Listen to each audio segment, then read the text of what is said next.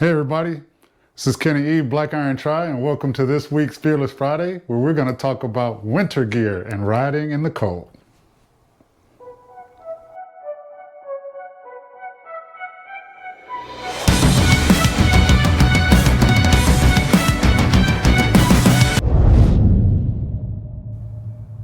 Hey everybody, Kenny E here, and today we're going to talk about winter gear. It's getting cold in the northern hemisphere here, and in the U.S. for sure, and I know in the U.K. and a few other places.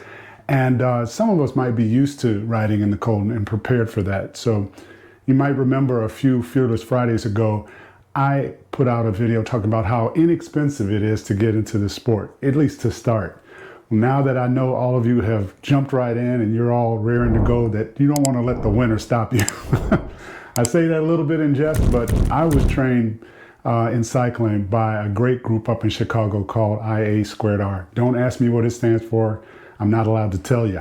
But I'm wearing their gear. One of their, they made a special commemorative jersey, but this is their logo. This is their part of their logo as well. And I owe them a lot in terms of my cycling ability and my love for the sport, just the cycling part. And I blame them for me getting into triathlon, although they won't accept responsibility for that. That said, riding in Chicago, you experience some cold days. Our riding season used to start on the last Saturday in March and go through to the first Saturday in December. So plenty of opportunities to be cold. So it made sense to learn how to dress for that kind of weather. And there are different levels, because between March and December, you go through quite a myriad of different temperatures, of different conditions. And so there's a lot of different gear that you can get. Some that you can take off while you're riding, some that is more permanent because you know it's going to be cold for the whole ride. And I just want to go through those. I would love to show you actually riding in the cold, which I will save for another episode. But here in Atlanta today on January 7th, it is 70 degrees. So I cannot realistically show you how to ride in the cold with all this stuff on. But it's not as hard as it may sound. Just bear with me. I'm going to go through some of the gear and some of the different applications of the gear. One of the things I want you to keep in mind is that when you're riding in the cold, it's different than running in the cold or standing in the cold, because when you are riding, you're creating your own wind chill. And even at something as slow as 10 or 15 miles an hour, you're increasing the amount of the cold feel that's hitting your body. So it's important that you're protected to the best of your ability. And the gear I'm going to show you gives you lots of options around that. I still have my winter gear, although I don't get to wear it as much anymore. But if you ever go on if you live in a warm climate but want to go on like a mountain trip during the colder months or whatever, this is the stuff you're going to need to have. So without further ado, let's get to it. So one of the first sets of gear you're going to want to get are some arm warmers. And these are pretty cool. I do have a full matching kit. I almost wore this kit for this, but this Notre Dame kit. But because I wanted to give a shout out to IA²R, I decided to go with theirs. But I have a full kit that matches with these arm warmers. Arm warmers are great because your extremities are what's going to get cold first, right? Your fingers, your arms, your legs, your feet, all right? Most importantly, your fingers and your toes. We'll get into that in a second. But the arm warmers are great because they give a very versatile option. Let's say you're starting early in the morning, but it's going to warm up during your ride. You can remove these really easily. So they just slip over your arms, over your kit, and then when it gets too hot, you can take them off. And because they're so small and light, you can literally roll them up and throw them in one of your back pockets. No harm, no foul. So arm warmers, I'd say, should be at the top of your list in terms of gear in preparation for cooler weather. The next piece of gear I would recommend, and mind you, these are my recommendations. Different riders, different athletes have different preferences and certainly different tolerances for cold. But from my perspective and from my experience, the next thing to have is a light wind jacket. These again are extremely versatile in that they cut the wind and block the wind off and knock the chill off without being overly heavy. And once you're done or hot or whatever, very easy to remove. And because they're so thin, like the arm warmers, you can basically roll these up in the pocket. So these are, the stuff that you do for cool weather, what I'll call cool versus cold. Arm warmers probably won't be enough by themselves in super cold weather, and neither will this wind jacket. But for cooler weather, especially when you're starting early and the weather may get warmer as you go through the day, these are great starting options.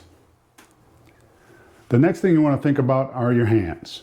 Now, your hands are going to be on your bars, whatever kind of bars you're riding on, and they're going to be the first thing to hit the wind, right?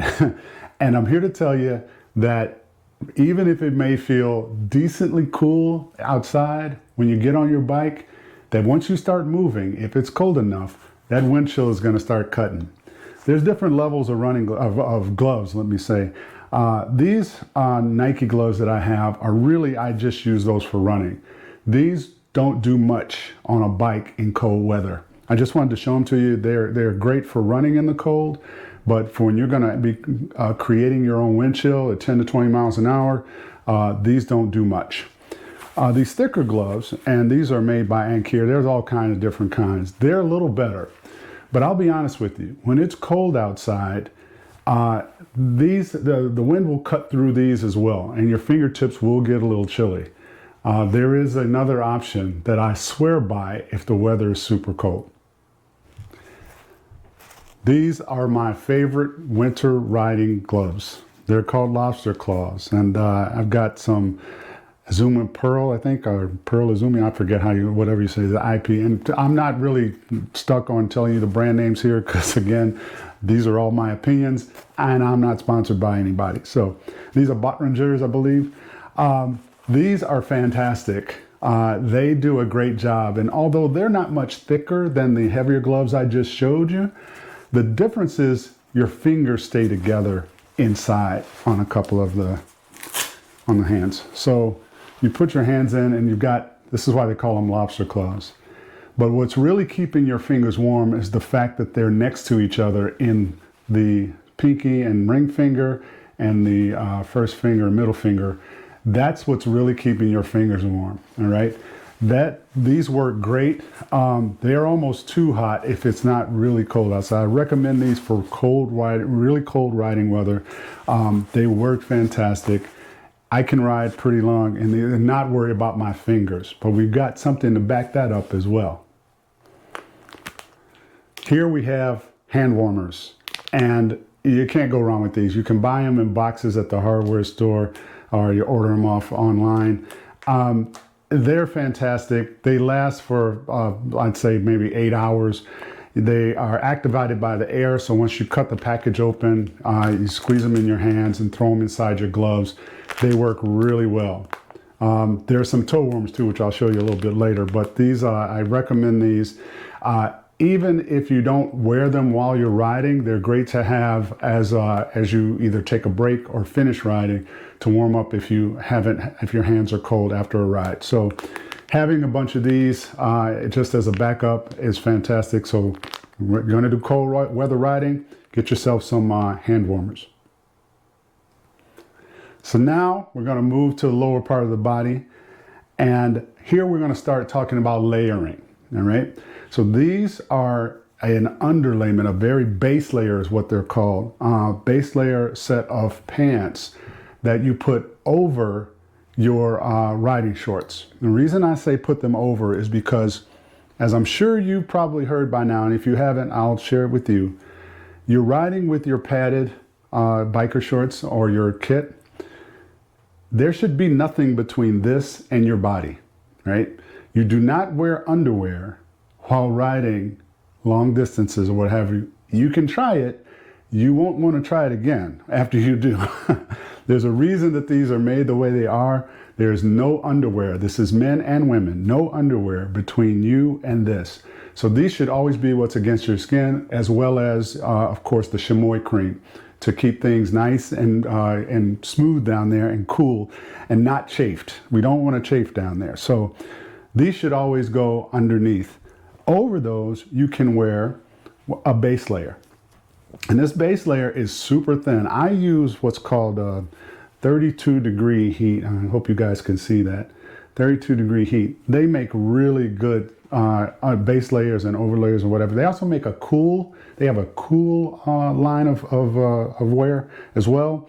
But these have served me extremely well. But understand, this is a base layer, so it's really, really thin, right?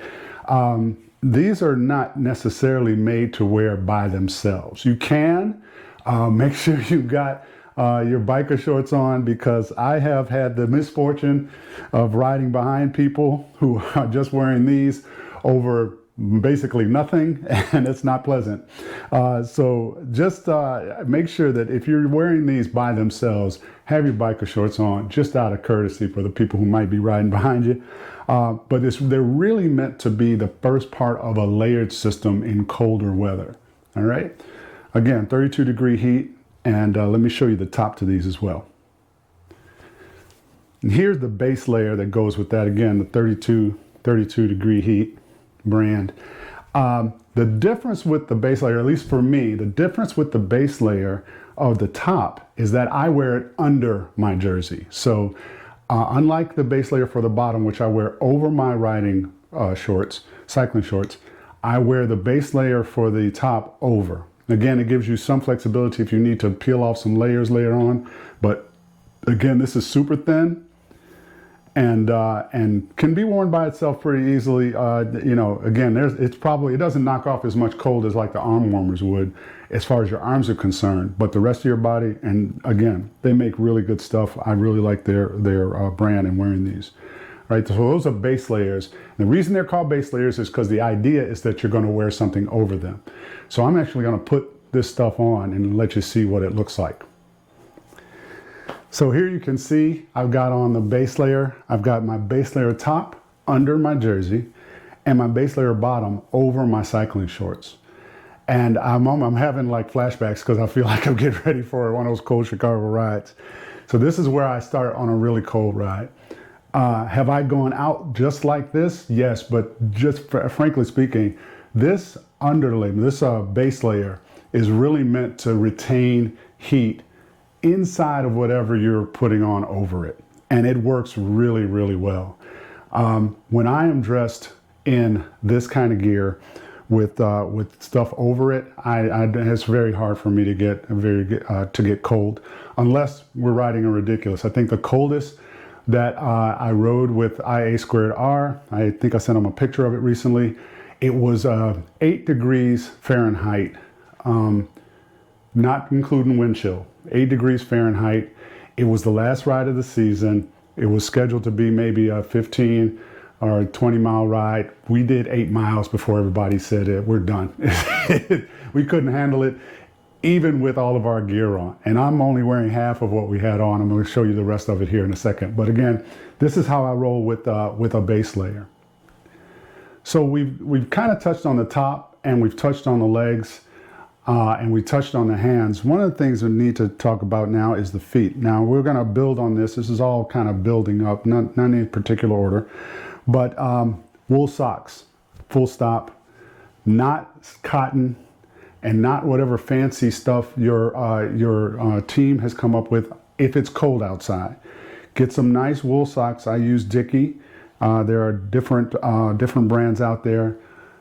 As a minimum, wear wool socks. That's your best chance to keep you, and from my perspective, again, from my experience, best chance of keeping your feet warm. And then we have some stuff to back that up as well. But as a start, what goes against your skin, some nice wool socks.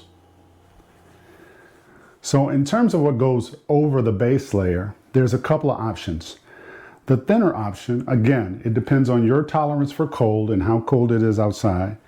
But there is a version of overpant that is pretty thin. But again, with the base layer, you're going to get a nice nice system of protection overall. And you can usually tell the ones that go outside because they've got this drawstring to them. Unlike the base layer pants that I'm wearing, there's no drawstring. These are like underwear, right? They go underneath. Base layer does not have a drawstring. You'll find drawstrings on the stuff that goes over. They are a little thicker than the base layer. But they make for something that's super comfortable. And in all of these options, your motion is not horribly impacted, right? You can still move on the bike. So these are really great for a lighter but still warm fit. However, for those really cold days, you got to get the thick stuff. And these are made by Bailiff. And I'll tell you, just as a side note, these tend to run a little small. So I bought an XL. I usually wear XL in most gear, most shirts or whatever. I bought an XL, could not fit them. They were so small, they ran so small, I bought a double XL and a triple XL to be on the safe side. I have since given away the double XL to a friend, a smaller friend, and the XLs, my wife can wear them. My partner in crime is pushing the XLs quite comfortably, and she is a good deal, I'd say close to 80 pounds lighter, 80 or 90, maybe 100 pounds lighter than me. So probably closer to, 100 pounds lighter than me. And she can wear the XL. And they were XL men, but she looks great in them, by the way, in my opinion. Anyway, these have a zipper on the end too, so they can go over your shoes nicely if you're wearing shoes, both on and off. But they're thicker than both of the sets of pants I've shown you so far. So these base layer are super thin. The other pants are a little thicker. These are super thick. This is the thickest that I've worn out. There are thicker pants, but now you're getting into super thermal stuff, the kind of stuff you wear if you're going mountain climbing. And I don't recommend riding in that kind of weather, but these work great. This is as thick as I go, and they are fantastic. And then the piece de resistance, as far as the outerwear, upperwear, I've got a jacket that matches my kit. I have a couple of these. I've got a couple of Notre Dame jackets. I've got a Major Taylor Cycling Club of Chicago jacket. I'm not doing a fashion show today though, so I kept those in the closet. But I throw this on over my base layer and over my jersey, and I'm set to go as far as my torso and arms are concerned. I have no concerns at this point about being cold on most rides. This is it. You've got layers on and the option of peeling stuff off if you need to.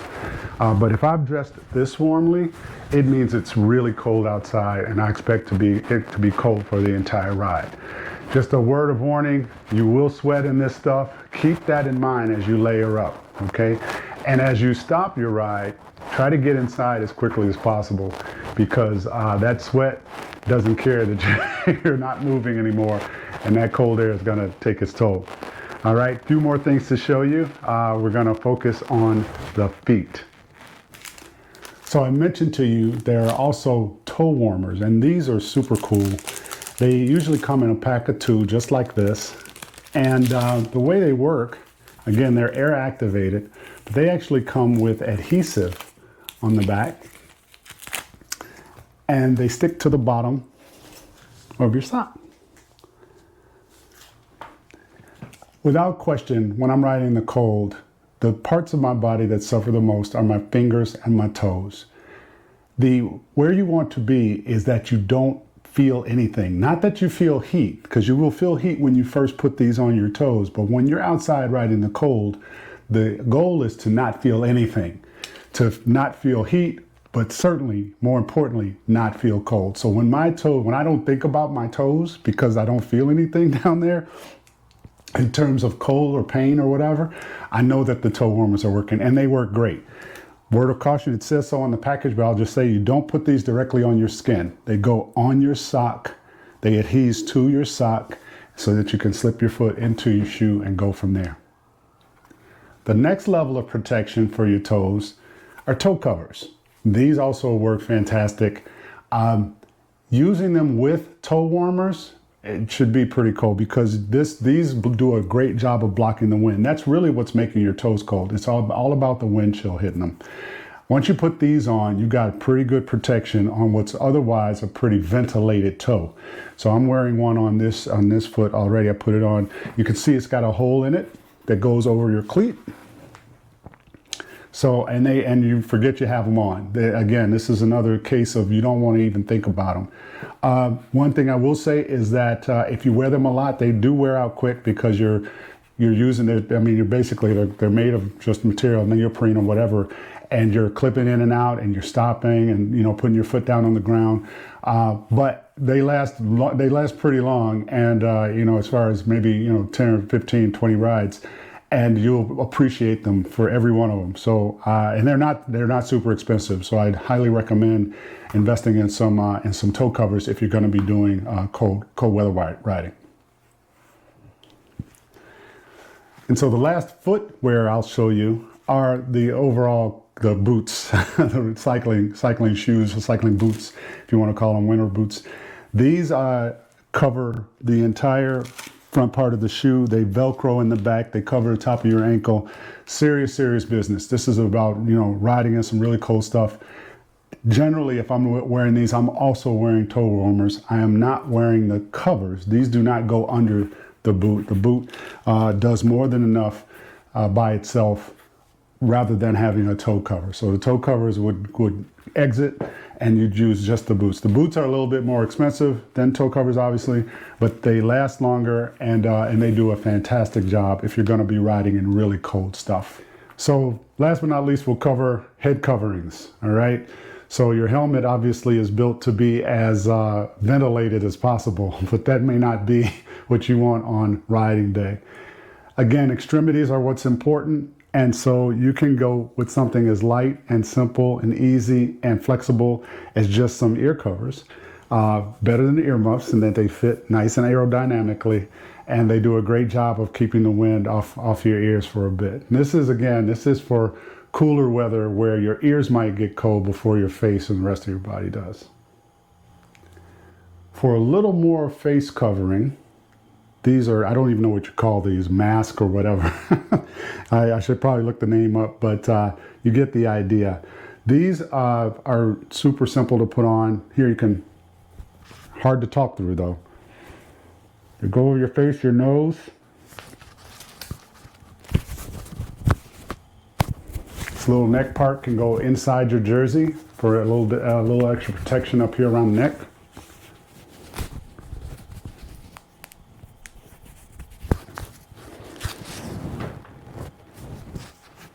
And they cover your ears. Fantastic. And so again, if it warms up, easy to take off, to breathe, to eat, whatever. No brainer. Don't have to take your helmet off. Very nice. So the last piece of gear I'm going to demonstrate is the balaclava.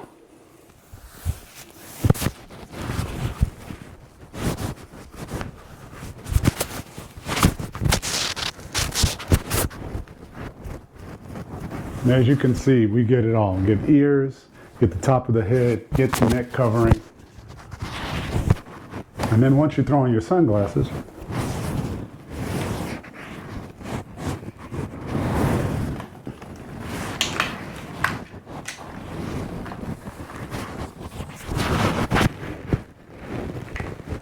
you're good to go. Just keep in mind, this is not to be confused with the dessert baklava. This is a balaclava. Let's keep them straight. So before I let you go, please indulge me as I show you a quick montage of a few pics from my winter riding days with the crew back in Chicago.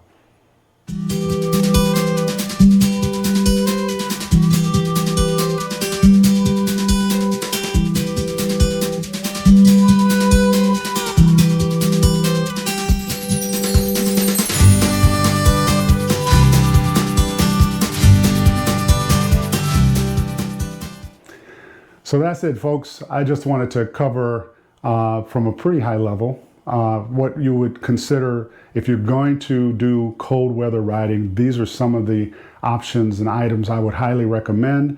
I have done my share of cold riding.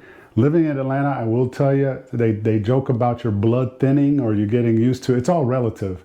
I've been in Chicago, where it's cold and then one day it's 55 degrees and people are outside running along the lakefront with their shirts off because the day before it was 25 degrees and the 55 feels so much warmer.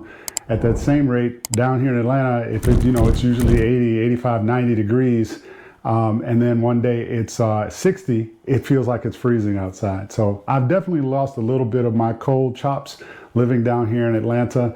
I'm not going to argue. Again, it's January 7th and it's 70 degrees outside. So it's all about relativity. But whatever you can stand, having this gear to cover you in cold weather would not hurt. So that'll do it for today. This is Kenny E signing off for Fearless Fridays. Remember, when it's cold outside, it's not about bad weather. It's about bad gear. Get the right gear and be fearless. No, no.